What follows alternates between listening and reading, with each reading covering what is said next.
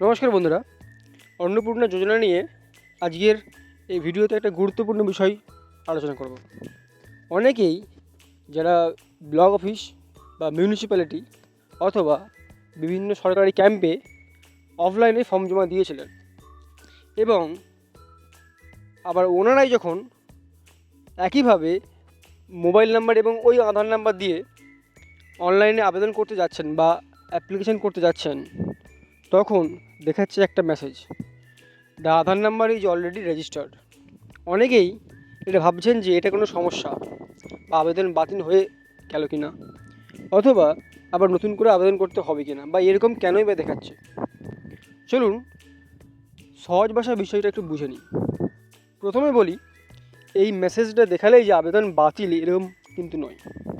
অনেক ক্ষেত্রে আপনার অফলাইনে যে ফর্ম বা যে অ্যাপ্লিকেশানটা জমা পড়েছে ইতিমধ্যে, বা আপনি আগে যে ব্লক লেভেলে বা মিউনিসিপ্যালিটিতে ফর্ম জমা দিয়েছিলেন অফলাইনে, সেটা সরকারি ডেটাবেসে নথিভুক্ত হয়েছে।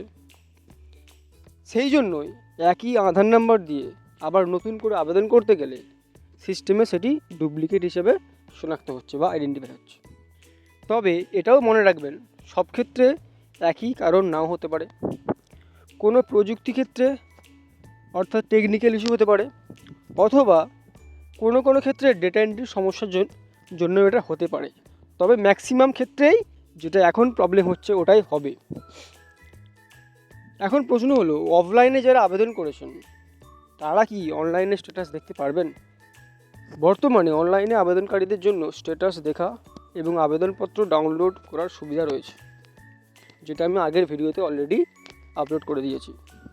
কিন্তু অফলাইনে যারা আবেদন করেছেন তাদের জন্য অনলাইনে স্ট্যাটাস দেখা বা অ্যাপ্লিকেশান স্ট্যাটাস দেখার জন্য এখনও কোনো সরকারিভাবে অপশান অ্যাড অন হয়নি।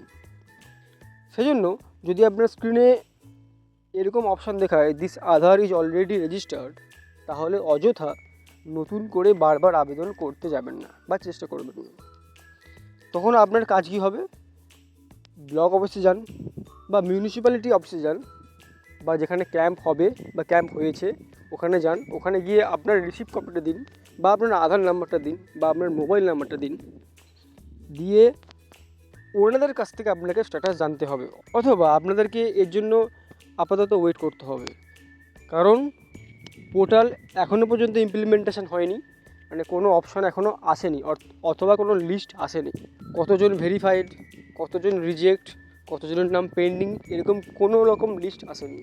আসলে আমাদের চ্যানেলে অবশ্যই ভিডিও পেয়ে যাবেন এবং সঠিক তথ্য দিয়ে আমরা আপনাদেরকে সাহায্য করব। সবশেষে একটা কথা বলবো, সোশ্যাল মিডিয়ায় অনেক ধরনের গুজব ছড়াচ্ছে। শুধুমাত্র সরকারি তথ্যের উপরই ভরসা করুন, কোনো রকম গুজবে পা দেবেন না। যদি এই ভিডিওটি আপনার কোনো কাজে লাগে তাহলে অবশ্যই একটা লাইক করবেন, চ্যানেলটি সাবস্ক্রাইব করবেন এবং আরও সরকারি প্রকল্পের আপডেট পেতে আমাদের সঙ্গে থাকবেন।